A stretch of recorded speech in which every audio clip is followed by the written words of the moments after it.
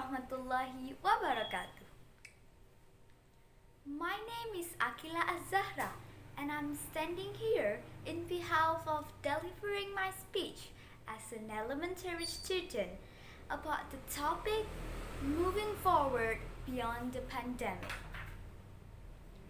COVID-19 or coronavirus disease. Who doesn't know that? These words keep appearing everywhere and has been viral these days.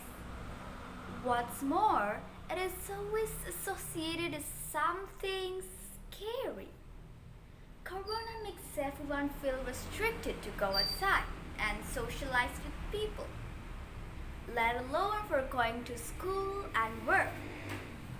Even this year graduation can't experience the feeling of partying after years in hell, or what we usually call school.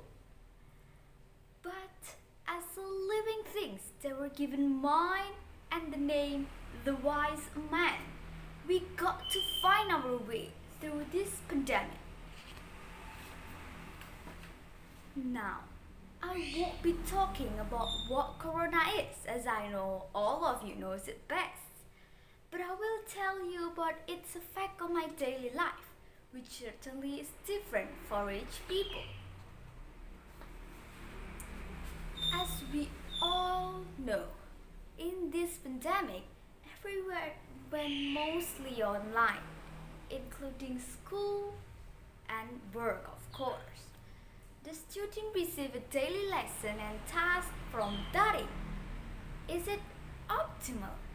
There is no scientific research on that, so we don't know. But of course, for most of us, understanding a lesson in a normal school is far better than in online school. For me, the school is just full of do your task, get your score and finish. Do we get any explanation on our question and answer? No. Do we get an explanation? Does our answer is wrong or right?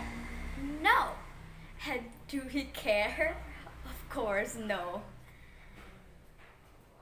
On the economic side, at least in my family, it also not far much better.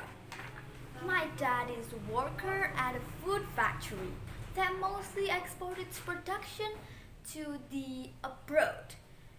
Because of this COVID, Indonesia connection with other countries have been some kind of trouble. So the factory production were decreasing drastically. In my mom's side, there is a massive work hour limitation in the place she works. But we are so thankful that it doesn't disturb us too much until it gets to the point that we can't even eat. But how about the others? In a national scale, most people must have it far worse than us. And all of that things happen in less than 1 year. So what? Are we going to stay silent and wait patiently for this pandemic to be over? Can it even be over by itself? If can, then for how long? Whatever. So many scientists have tried to find out, but we never know for sure. Now let's go to the actual way to stop it. There is this thing called blood plasma convalescence that basically takes the antibody from the blood from people who were once infected and with some requirement and procedure give it to people who are infected with some severe symptoms. But that's if vaccine was not yet found. Now, it is already found and it's currently the greatest step from us to move forward beyond this pandemic. With over 60% efficiency, it holds a big hope for humanity to go through this all. It is safe though. Yes, it certainly is. Hundreds of scientists have been doing observation experiments, and it has now been proven that the new COVID-19 vaccine, like Sinovac, Pfizer, and Moderna, and others, are completely safe. That's all from me.